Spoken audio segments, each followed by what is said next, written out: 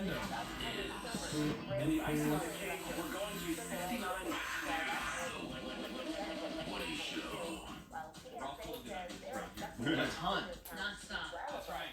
The non-stop good idea parade. Yeah. It's a factory of good ideas. We're into another new hour of insensitivity training for a politically correct world. It is Tuesday morning. It's May 2nd, 2023. Thank you for being here. I'm Woody. That's Raven. Good morning. We got Greg Gorey. Menace is here. What is up, Woody? He's our social media director. You can find us at The Woody Show on Instagram and Twitter or on Facebook, facebook.com/The Woody Show.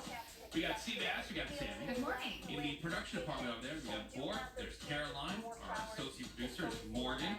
We've got Vaughn, our video producer, and we've got the phones open for you at 877-44-WOODY. That's 877-44-WOODY. You can hit us over the text over to 22987. We'll get into some of the trending news headlines. Coming up this hour, also got a brand new Redneck News for you.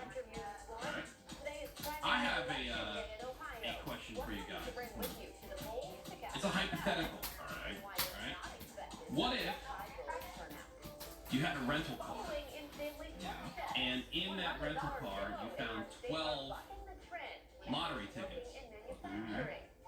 Finders keepers. Finders keepers? Yep. Like, do you tell the rental car company, oh, there's 12 tickets? Is the name written on the back? No. Then no, you keep it. I don't even know if they're winners. Yeah. Did you say there's 12 tickets? In the glove department, as Menace said. I mean, if I'm still at the rental facility, then here. I found this in the car. No, let's just say the person in possession of this rental car, hypothetically, already had the car for like 3 or 4 days. Oh. Honestly, I would keep them. I would scratch them. See if they're winners. Yeah. I would. My wife's car is in the shop, and the dealership gave us a loaner. And then yesterday, like, this weird, I was like, what the hell is that? Because we're not lottery players or whatever, you know? And my wife goes, check out what I found in the glove department. I mean, just a stack of Mega Millions tickets. Not much. And Go scan Are them. they for previous drawings? yeah. So the front. Well, I said, I wonder if any were winners. So she stopped by the convenience store. She scanned them. It was like I forget how much. Like $120 in tickets. Wow. They spent $120, and there's a $10, a $4 winner. Oh, Okay. Yeah. sweet. Alright. I thought it might be scratch. No, not scratcher. Yeah. Tell her to reinvest. So Let her anyway, ride. $4 so profit. anyway, you know my guilty conscience. So like, now I'm thinking about this because she already went and saw if they were winners. Or it's a $4 winner. You know, I mean, do you even say anything at this point to the? I don't know what's your obligation there. Like what's What's the moral thing? yeah, what are you supposed to do? I mean, I guess you're supposed to say something to, hey, somebody that can lost and found, like somebody left these. I guess We already took the liberty of scanning them. Right. We leave the scanning part out. We made sure these aren't winners. Well, I mean, they left 12 tickets. They would know how many they had, right? And these 12 tickets, here they are. They would also know.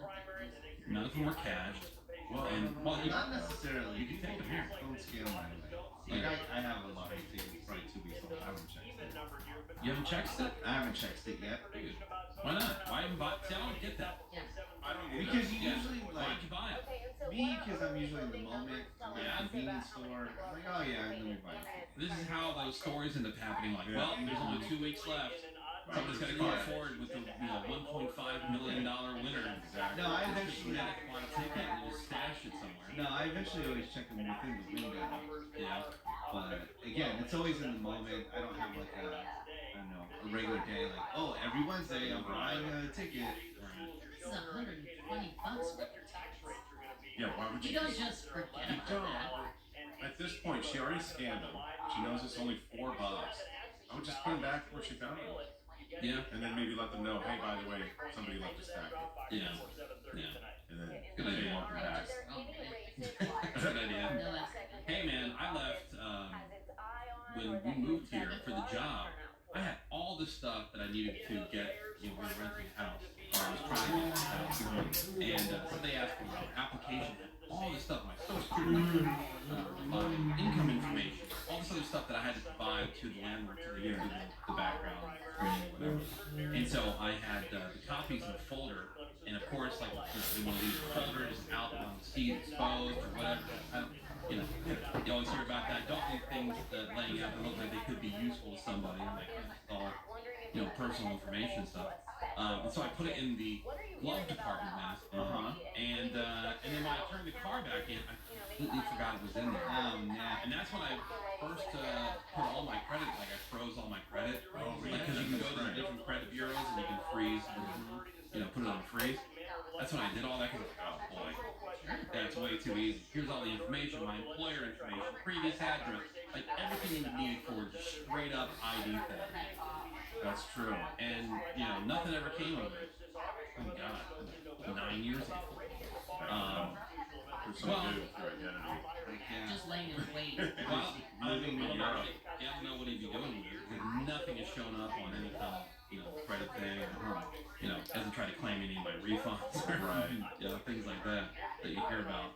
But I was freaked out, and nobody said anything when they found that. Like, oh hey man. Right. That's true. Yeah, I mean, this is $4. I would just put it back in the put them back. All right. Forget about it. All right. Hypothetical. Just throwing that out there. Now, let's just say it was a winner, though. Ooh, big winner? Yeah. I would definitely have said something. Too paranoid that Like, Yeah. he won $1,000. Yeah. I would have definitely been for it. $150,000. The fact that it's like, bunch of losers and $4 winner. Kind of on the fence. Because technically that is somebody's money. Yes. That is somebody's $4. Yeah. They're down 160. Technically it's somebody's money. This is where my guilty conscience, man. Really?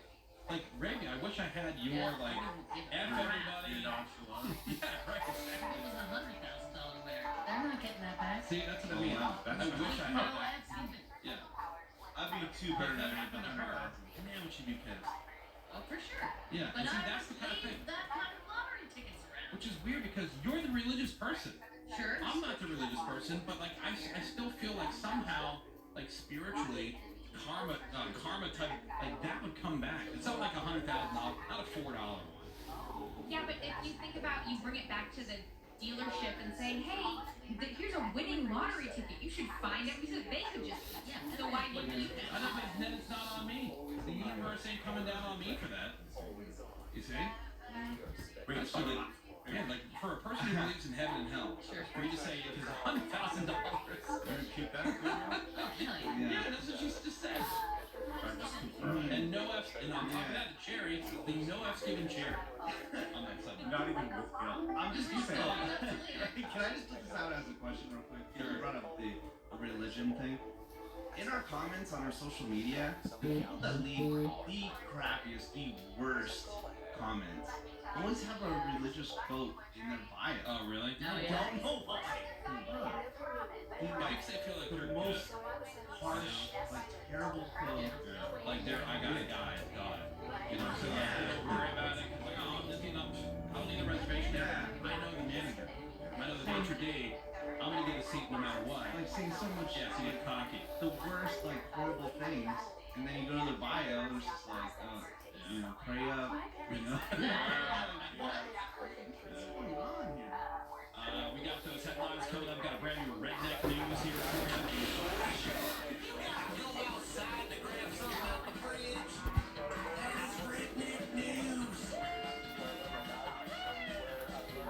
And it's a different kind of redneck story today. It's from Illinois, where this woman named Hillary Milner, she was having a hell of a time finding anyone who was willing to write up an obituary for her dad. So she said, F it, I'll do it myself, quote, and just let it out. So she starts by saying that her father, Kenneth Joseph Pollard Jr., died at the age of 62 after losing a battle with sepsis. She says, quote, after 50 years of crack starting with everyone and everything he could find to fight in Alton, Illinois, his hard as nails, SOB finally found something meaner and more stubborn than himself. She calls him a card-carrying, Ray-Ban wearing, camo coverall loving redneck. He loved hunting, fishing, drinking, and country music. He was a daredevil of sorts who probably invented the phrase, "Hey y'all, watch this." Senator goes on to talk about how her dad was outdoorsy, quote, great at growing his own weed, and a halfway decent carpenter if you can convince him to show up and work. He was good at just about anything he tried to be good at. That didn't stop him from trying to be his best and do absolutely nothing except drink, smoke, and listen to music. But like every sad cowboy song, he couldn't stay married. That didn't keep him from trying again and again and again and again. He had a total of 4 legal marriages and divorces, and one common law marriage under his belt that they know of. The family said they plan to honor Kenny the good old-fashioned way with a party. There's going to be food and beer that you don't have to pay for, his favorite. And rather than sharing emotional memories, people will start talking crap about Kenny and his life. She wraps up by asking people not to send the usual flowers or donations, but rather take a trip to the dollar store in Kenny's honor instead. Oh, great. So there you go. It's a different kind of redneck story for you. From Illinois, that's Hillary Milner, the obituary of Kenneth Joseph Fuller, the card-carrying, Ray-Ban wearing, camo coverall loving redneck. Oh, he would love that tribute. R.I.P. And that is today's Redneck. We're going to take a quick break. More Woody shows next.